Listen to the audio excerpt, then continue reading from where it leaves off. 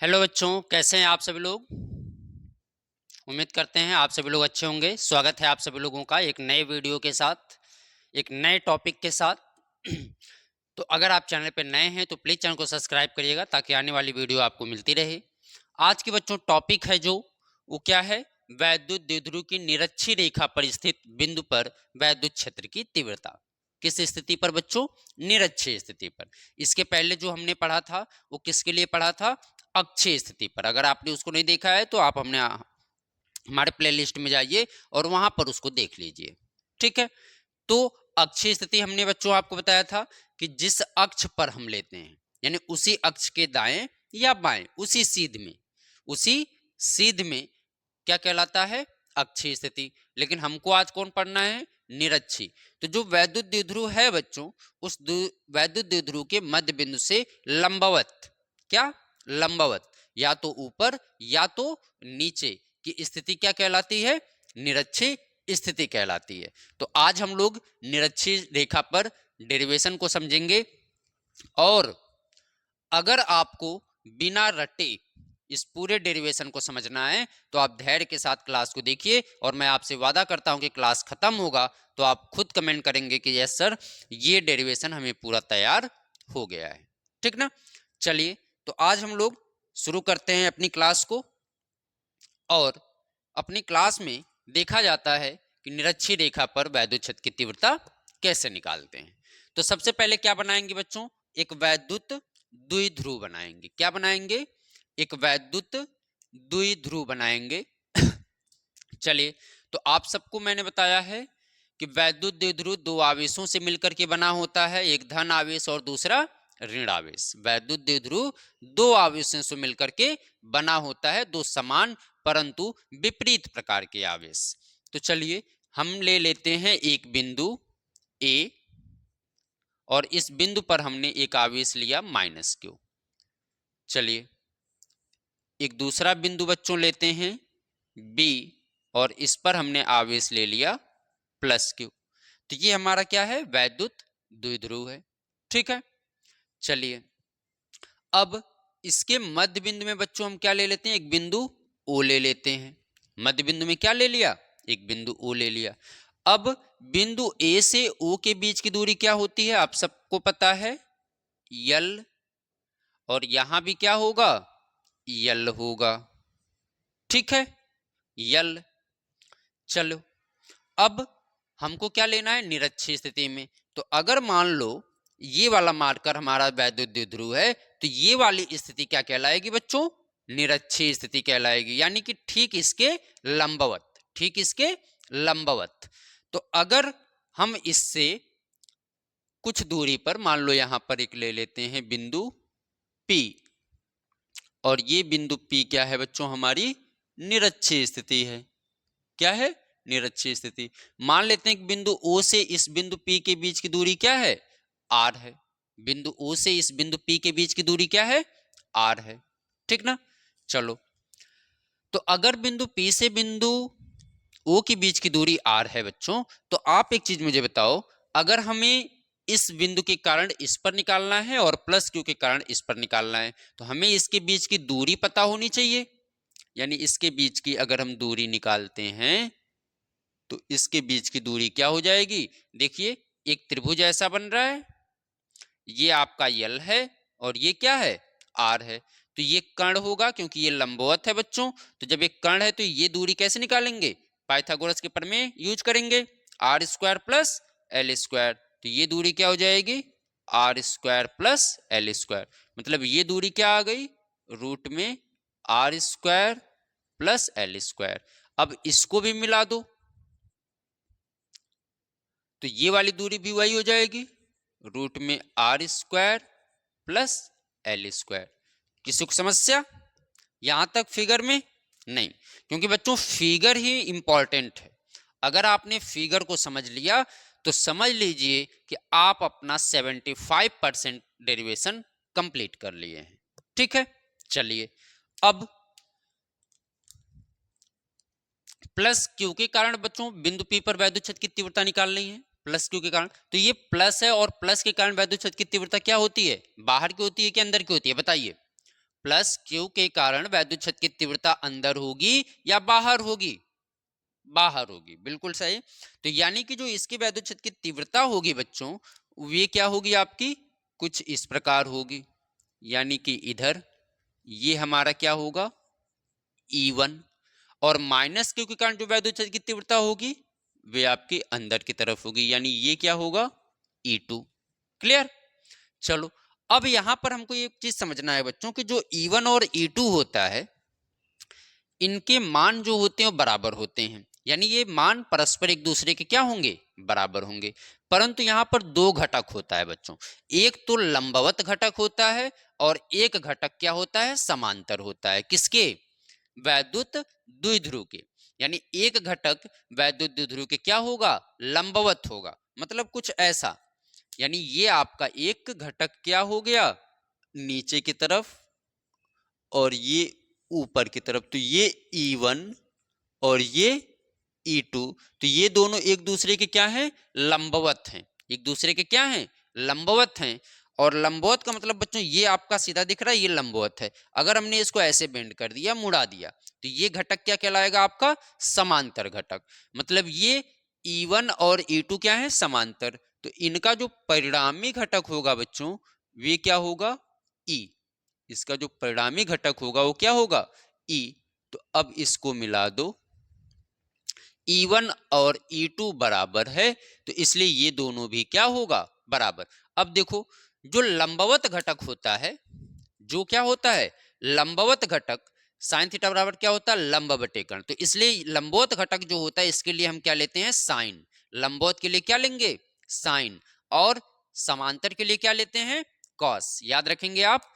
तो लंबवत ये है, तो E1 cos थीटा हो जाएगा और ये क्या हो जाएगा? E2 cos theta.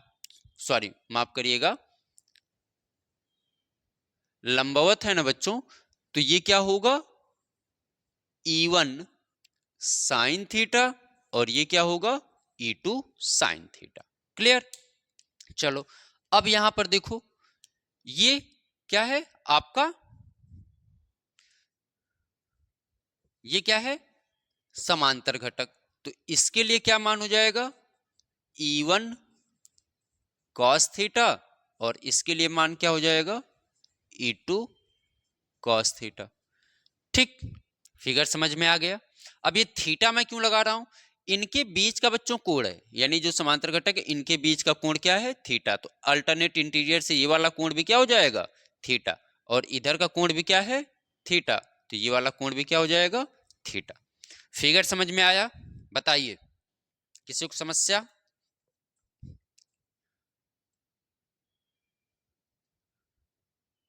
नहीं है? चलिए, अगर समस्या नहीं है तो अच्छी बात। ठीक, आइए अब अपने डेरिवेशन को शुरू करते हैं करना। सबसे पहले बच्चों हम क्या करते हैं? प्लस क्यू के कारण वैद्युत क्षेत्र की तीव्रता निकाल लेते हैं। किसके कारण? प्लस क्यू के कारण। देखिए, तो प्लस क्यू के कारण, प्लस क्यू के कारण वैद्युत क्षेत्र की तीव्रता, प्लस क्यू के कारण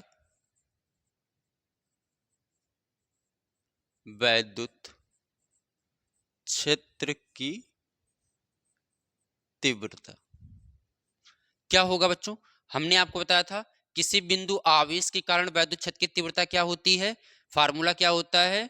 1/4 पाई अपसाइलन 0 E बराबर Q/R का स्क्वायर। Q आवेश हो गया और R उसके बीच की दूरी हो गई। तो अगर हम प्लस Q के कारण वैद्युत क्षेत्र की तीव्रता निकाल रहे हैं, तो प्लस Q के कारण वैद्युत क्षेत्र की तीव्रता क्या थी? E1। Q के कारण क्या थी? E1। तो E1 बराबर क्या होगा? 1/4 पाई अपसाइलन 0 Q बटे R का स्क्वायर। R मतलब दूरी, तो प्लस Q से P के बीच की दूरी क्या है? रूट में R square plus L square. Root में R square plus L square का क्या कर देंगे?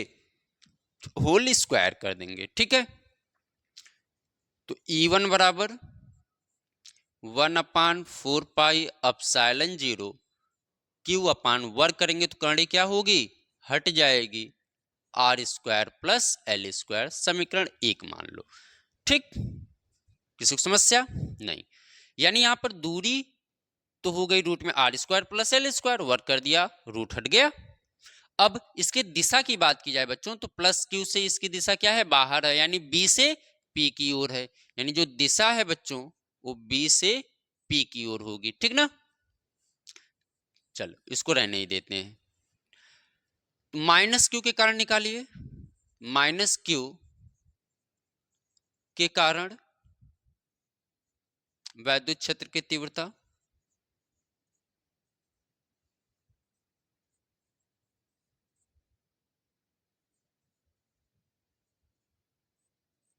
चलो बताओ। तो E2 बराबर क्या होगा, 1/4 एप्सिलॉन 0 क्यू बटे रूट में r² प्लस l² का होल स्क्वायर। अब हम इसके कारण निकाल रहे हैं, तो इसके कारण वैद्युत क्षेत्र की तीव्रता क्या है, E2 है, अंदर की तरफ है ना E2, बीच की दूरी क्या है, रूट में r² प्लस l²। तो क्या हो गया, E2 बराबर 1/4 epsilon naught Q upon root में r² प्लस l² का होल स्क्वायर। वर्ग कर देंगे बच्चों, करंट हट जाएगी, 4 एप्सिलॉन नॉट क्यू अपान r² प्लस l²। ठीक है, चलो इसको समीकरण 2 मान लो। ठीक, देखिए अब क्या करना है हमको बच्चों, परिणामी तीव्रता निकालनी, और परिणामी तीव्रता निकालने के लिए हमें क्या करना होगा, E, यानी ये वाला मान क्या है E1 cos थीटा और ये मान क्या है E2 cos थीटा। तो परिणामी जब मान निकालेंगे तो यानी इन दोनों का योगफल, इन दोनों का योगफल, तो जो परिणामी तीव्रता होगा वो क्या होगा हमारा, E बराबर E1 cos theta plus E2 cos theta. अच्छा साइन को क्यों नहीं ले रहे हैं, क्योंकि बच्चों ये लंबवत घटक है और लंबवत घटक एक दूसरे को क्या कर देते हैं, वियोजित कर देते हैं, मतलब कि निरस्त कर देते हैं। क्यों, क्योंकि ये दूसरी दिशा में और ये दूसरी दिशा में, दोनों का मान समान है। हमने शुरू में बताया कि वैद्युत क्षेत्र की तीव्रता क्या है, बराबर है। और जब मान एक धन आवेश होगा एक ऋण आवेश होगा, यानी एक धनात्मक होगा दूसरा ऋणात्मक होगा, तो प्लस माइनस क्या हो गया, जीरो हो गया। तो इसलिए E1 sine theta E2 sine theta एक दूसरे को क्या करते हैं, निरस्त कर देते हैं। ठीक ना, तो यहां पर हमको परिणाम निकालने के लिए हम इन दोनों को क्या कर लेंगे, जोड़ लेंगे। यानी बिंदु P पर परिणामी तीव्रता, बिंदु P पर परिणामी तीव्रता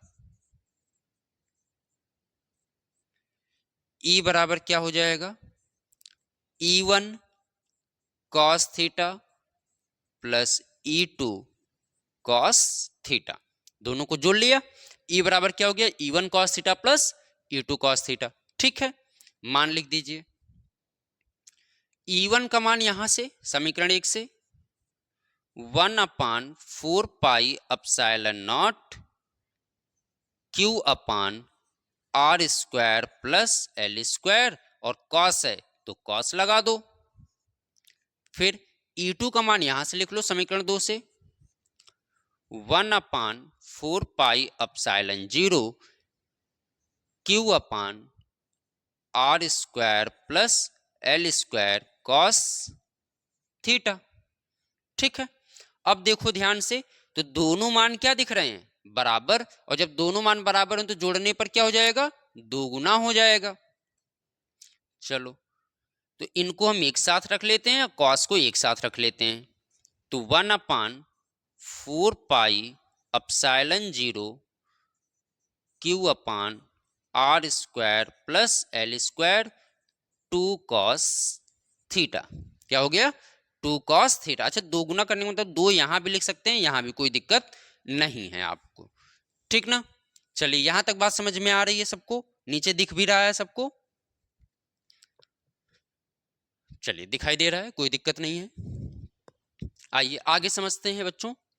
अब क्या करना है बच्चों, cos थीटा का मान निकाल लेना है। किसका मान निकाल लेना है बच्चों, cos थीटा का। चलिए तो अगर हम चित्र से देखें बच्चों, तो कॉस थीटा बराबर क्या होगा, कॉस थीटा बराबर देखिए यहां पर थीटा है, तो कॉस अगर एक त्रिभुज ऐसे बनाए हम, तो यहाँ पे थीटा, ये आपका क्या है यल है, और ये क्या है आर है, और ये क्या है रूट में R square plus L square है। तो कॉस थीटा बराबर क्या होता है, आधार बटे कर्ण। कॉस थीटा बराबर क्या होता है, आधार बटे कर्ण। तो आधार क्या है यल, कर्ण क्या है रूट में R square plus L square, यानी कि ओ बी पी। तो कॉस थीटा बराबर क्या हो जाएगा, ओ बी बटे पी बी, यानी आधार जो हमारा है वो एल है, और जो हमारा कर्ण है वो रूट में R square plus L square है।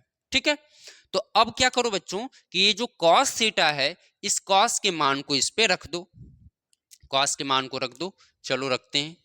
तो ई बराबर क्या हो जाएगा, 1/4 epsilon 0 Q upon R square plus L square into 2 cos theta की जगह हम क्या लिख दे रहे हैं, यल बटे रूट में R square plus L square. बच्चों में रूट को हटा के पावर 1/2 भी लगा सकता हूं, क्योंकि आप सबको पता है कि अगर कोई वैल्यू रूट में है तो आप रूट लगाइए या पावर 1/2 लिखिए, बात एक ही है। ठीक ना, चलिए तो पावर 1/2 लगा दिया। अब देखो क्या हो जाएगा, 1/4 अपसाइलन नॉट 2QL, गुणा कर लो 2QL, यहां पे R square plus L square, R square plus L square. अब मुझे ये बताओ, अगर R square plus L square के पावर 1 है और R square plus L square के पावर 1/2 है, तो ये मान तो बराबर है, मान क्या है बराबर है। और जब ये मान बराबर हैं तो पावर क्या होगी बच्चों, ऐड हो जाएगी। तो आएगा R square plus L square के पावर 3/2, यानी कि 1/2 में एक जोड़ोगे कितना आएगा, 3/2 आएगा। एलसीएम ले लो, 2 × 2 = 3/2। तो ये क्या हो जाएगा, R square plus L square के पावर 3/2। ये कलर दिख रहा है, कोई समस्या नहीं है। चलिए, तो R square plus L square के पावर क्या हो गया, 3/2 हो गया। चलो यहां तक बात समझ में आ रही है। चलिए अब ये बताओ बच्चों, 2QL क्या होता है, ये 2QL क्या है, जल्दी बताओ 2QL क्या है, बताया था 2QL क्या है, वैद्युत द्विध्रुव आघूर्ण। वैद्युत द्विध्रुव आघूर्ण, यानी इसको हम किससे प्रदर्शित करते हैं, P से। यानी कि यहां पर हम एक काम कर सकते हैं कि P बराबर क्या होता है हमारा, P बराबर क्या होता है बच्चों, 2QL। P बराबर क्या होता है 2QL। तो E बराबर क्या हो जाएगा, तो E बराबर क्या हो जाएगा बताइए, 1/4 अपसाइलन 0, यहां पे हो जाएगा P बटे R square plus L square के power 3/2, R square plus L square के पावर 3/2। किसी कोई समस्या नहीं, पूरा समझ में आ रहा है। जहां नहीं समझ में आएगा बोलिएगा आप तो लोग तुरंत। ठीक है, अब देखो हम ये कह रहे हैं कि ये जो यल है, ये क्या एल, ये आर से अगर तुलना करें तो बच्चों ये क्या बहुत छोटा है, तुच्छ है। मतलब एल का मान जो है वो आर के अकॉर्डिंग बहुत कम है, और हम ये मान लेते हैं कि इसको ना जोड़ने से इस पे कोई फर्क नहीं पड़ेगा। तो अगर एल का मान छोटा है, एल का मान क्या है छोटा है, यानी एल क्या है छोटा है किससे, आर से, तो क्या हो जाएगा एल स्क्वायर का मान भी क्या होगा, आर स्क्वायर से छोटा होगा। तो अगर हम यहाँ पे एल को नगण्य मान लें, एल को क्या मान लें, नगण्य मान लें कि चलो तुम्हारा काम नहीं है तुम हट जाओ यहां से, तो क्या हो जाएगा बच्चों, ई बराबर, यानी एल को हमने क्या मान लिया नगण्य, एल नगण्य है, एल को नगण्य मान लिया, ठीक ना। तो ई बराबर क्या हो जाएगा, 1/4 अपसाइलन नॉट, यहां पे क्या है P, और यहां से जब यल हट गया बच्चों तो क्या बचा, R स्क्वायर के पावर 3/2, R स्क्वायर के पावर 3/2। अब एक चीज और समझ लो, जैसे मान लो R के पावर 2 है, इसके पावर 3/2 है, तो आपने पढ़ा है x के पावर n के पावर m, तो इनका गुणा होता है, पावर का क्या होता है, गुणा होता है। तो जब पावर का गुणा होगा तो x के पावर 2 में 3/2 का गुणा होगा, 2 से 2 कट जाएगा, मतलब बचेगा क्या, सिर्फ बचेगा x की घाते 3। तो E बराबर क्या हो जाएगा, 1/4 पाई अपसाइलन 0 P/R का क्यूब। यही तो है वैद्युत क्षेत्र की तीव्रता, किसके कारण, निरक्षी स्थिति में। किस स्थिति में, निरक्षी स्थिति में। मात्रक क्या होगा बच्चों, न्यूटन प्रति कूलम। पूरा हो गया। बताइए कोई समस्या, किसी को डाउट नहीं है, बस। तो ये था बच्चों हम लोगों का वैद्युत क्षेत्र की तीव्रता किस स्थिति में, निरक्षीय रेखा में। किस स्थिति में, निरक्षीय रेखा में। आप इसको कंप्लीट करिएगा और मुझे बताइएगा कि कहीं आपको कोई समस्या है तो मैं उसको रिपीट करता हूं, नहीं है चलिए मैं फिर भी एक बार रिपीट करता हूं, ध्यान से समझिएगा। कि माना कि हमारे पास एक वैद्युत द्विध्रुव है बच्चों AB, जो -Q और +Q से मिलकर के बना हुआ है, जिनके बीच की दूरी क्या है, 2L है, और मध्य बिंदु पे हमने O लिया है, तो इधर की दूरी L हो गई और ये दूरी क्या हो गई, L हो गई। क्लियर। अब +Q के कारण जो वैद्युत क्षेत्र की तीव्रता होगी बाहर की तरफ E1 हो गया, और -Q के कारण जो वैद्युत क्षेत्र की तीव्रता होगी अंदर की तरफ E2 हो गया। ठीक है। अब जो इनका मान है, यानी अगर हमको +Q से बिंदु P पर निकालना है तो इसके बीच की दूरी क्या होगी, ये देखिए L है और ये क्या है, R है। तो इन दोनों के वर्गों का योगफल ये होगा, यानी रूट में R² प्लस L²। +Q के कारण जो वैद्युत क्षेत्र की तीव्रता होगी रूट में R² प्लस L²। क्लियर, कोई समस्या नहीं। चलिए, तो अब हमने आपको बताया कि जो वैद्युत क्षेत्र की तीव्रताएं हैं बच्चों, वो परस्पर एक दूसरे के बराबर हैं। एक दूसरे के क्या हैं, बराबर हैं, परंतु वो दो वियोजित भागों में वियोजित हो रही हैं, दो घटकों में वियोजित हो रही हैं। एक तो उसका लंबवत घटक है और एक उसका समांतर घटक है। किसके, वैद्युत द्विध्रुव के। तो जो लंबवत घटक है बच्चों, इसको हमने E1 sin थीटा और E2 sin थीटा लिया है। अच्छा, लंबवत को साइन ही क्यों लिया गया है, क्योंकि लंबवत जो होता है उसमें लंब और कर्ण होता है, ठीक ना। तो लंब और कर्ण में हमने इसलिए यहाँ पे क्या लिया, E1 sin थीटा और E2 sin थीटा ले लिया। चलिए, अब ये वाला जो घटक है समांतर है, तो समांतर क्या हो गया, E1 cos थीटा और E2 cos थीटा हो गया। क्लियर। हमने क्या किया है, +Q के कारण वैद्युत क्षेत्र की तीव्रता और किसी बिंदु आवेश के कारण जो वैद्युत क्षेत्र की तीव्रता होती है बच्चों, वो क्या होती है, 1/4 पाई एप्सिलॉन नॉट Q/R का स्क्वायर, यही होती है। तो जब +Q के कारण हमने वैद्युत क्षेत्र की तीव्रता निकाला है तो E1 बराबर क्या हो जाएगा, 1/4 पाई एप्सिलॉन नॉट Q/रूट में R² प्लस L² का होल स्क्वायर, क्योंकि R का स्क्वायर होता है। तो स्क्वायर कर देंगे, कर्ण हट जाएगी, समीकरण 1 मान लिया। इसी प्रकार -Q के कारण हमने निकाल लिया, तो 1/4 pi epsilon Q/R² plus L² आ गया। अब हमको क्या निकालना है, ये यानी E1 और E2 का परिणामी E, और E का मान क्या होगा, E1 cos थीटा और E2 cos थीटा, दोनों का योगफल। तो हमने दोनों को क्या कर दिया, जोड़ दिया। जोड़ने के बाद दोनों का मान रख दिया है, E1 और E2 का। जब दोनों बराबर हैं तो जोड़ के 2 गुना हो जाएगा, यानी 2 cos थीटा हो गया।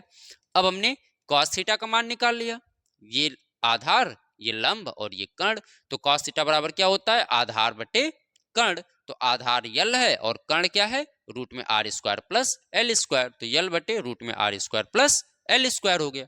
अब इस L के मान को हमने इस cos की जगह रख दिया है, तो 2L/रूट में R² प्लस L² की पावर 1/2।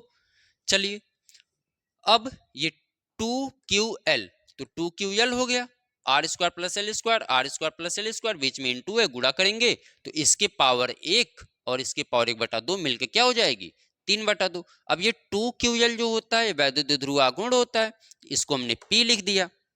तो E बराबर क्या हो गया, 1/4 पाई एप्सिलॉन नॉट P/रूट में R² प्लस L² की पावर 3/2। अब हमने तुलना किया L का और R का, तो हमने ये पाया कि जो L का मान है ये R की अपेक्षा क्या है, बहुत छोटा है। तो इसको हमने नगण्य मान लिया। तो अगर यल स्क्वायर का मान बहुत अल्प है, कम है, तो ये नगण्य मान लिया। तो यल को हमने अगर हटा दिया तो यहाँ बचा आर स्क्वायर, और आर स्क्वायर की पावर क्या है 3/2 है। तो 2 से 2 क्या होगा, कट जाएगा, पावर क्या बचेगा 3। यही हमारा क्या आ गया, वैद्युत द्विध्रुव आघूर्ण के कारण निरक्षीय रेखा पर वैद्युत क्षेत्र की तीव्रता। बोलिएगा किसी कोई समस्या? हाँ, एक बात और याद रखिएगा, अगर ये वैद्युत द्विध्रुव आघूर्ण किसी ऐसे माध्यम में रखे हैं जिसका परावैद्युतांक क्या है, के है। अगर ये वैद्युत द्विध्रुव आघूर्ण किसी ऐसे माध्यम में रखे हैं जिसका परावैद्युतांक के है, तब यहां पर क्या हो जाएगा, के लग जाएगा। यानी यहां पर हम आपको एक चीज बता दें कि यदि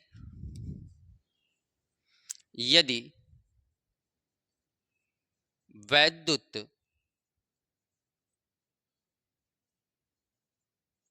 द्विध्रुव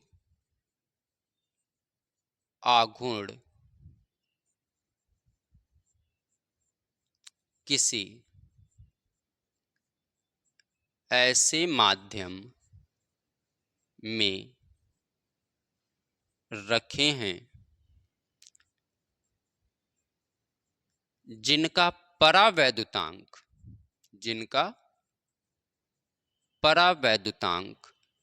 के है, जिनका परावैद्युतांक के है, तब ये फार्मूला बच्चों क्या हो जाएगा, E बराबर 1/4 पाई एप्सिलॉन नॉट इंटू के, क्यू नहीं बल्कि P/R का क्यूब। तो ये किसी ऐसे माध्यम में जिसका परावैद्युतांक के है, और ये किसके लिए, निर्वात या वायु के लिए, ठीक है। अच्छा, एक चीज और समझना बच्चों, जब हमने आपको अक्षीय स्थिति पर बताया था, क्या बताया था, अक्षीय स्थिति पर बताया था, तो अक्षीय स्थिति पर जो इसका फार्मूला था वो बच्चों आपको क्या मिला था, अक्षीय स्थिति पर जो फार्मूला आपको मिला था 1/4 पाई एप्सिलॉन नॉट 2p/r का क्यूब। ये देखिए, ये जो फार्मूला था अक्षी के लिए, एक चीज ध्यान से समझिएगा, अक्षी के लिए जो फार्मूला था वो था 1/4 पाई एप्सिलॉन नॉट 2p/r का क्यूब। ये अक्षी के लिए था, और ये किसके लिए मिला, निरक्षी के लिए। तो एक चीज ध्यान दो, यहाँ पे 2p/r का क्यूब है और यहाँ पे सिर्फ p है, यहाँ पे 2p/r का क्यूब है और यहाँ पे क्या है, p/r का क्यूब है। इसका मतलब ये हुआ कि वैद्युत द्विध्रुव के कारण किसी भी अक्षीय स्थिति पर, अक्षीय बिंदु पर वैद्युत क्षेत्र की जो तीव्रता होती है, उतनी ही दूरी पर, यानी जितनी दूरी पर ये निकाला गया था उतनी ही दूरी पर हमने निकाला है ना बच्चों, r दूरी पर ही, क्योंकि r दूरी पर तो हमने अक्षीय का भी निकाला था, तो r दूरी पर ही निरक्षीय स्थिति में जो वैद्युत क्षेत्र की तीव्रता होती है वह क्या होती है, यानी कि अक्षीय स्थिति की जो वैद्युत क्षेत्र की तीव्रता होती है उतनी ही दूरी पर निरक्षीय स्थिति में वैद्युत क्षेत्र की तीव्रता क्या होती है, दुगुनी होती है। क्या होती है, दोगुनी होती है। तो इस बात को आप याद रखिएगा। क्लियर?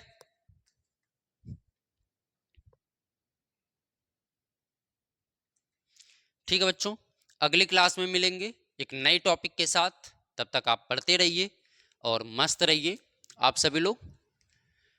हाँ, इतना जरूर कहूँगा कि अगर आप चैनल पर नए हैं तो प्लीज़ चैनल को सब्सक्राइब करिएगा और अपने फ्रेंड सर्कल में इसे जरूर शेयर करिएगा। ठीक है।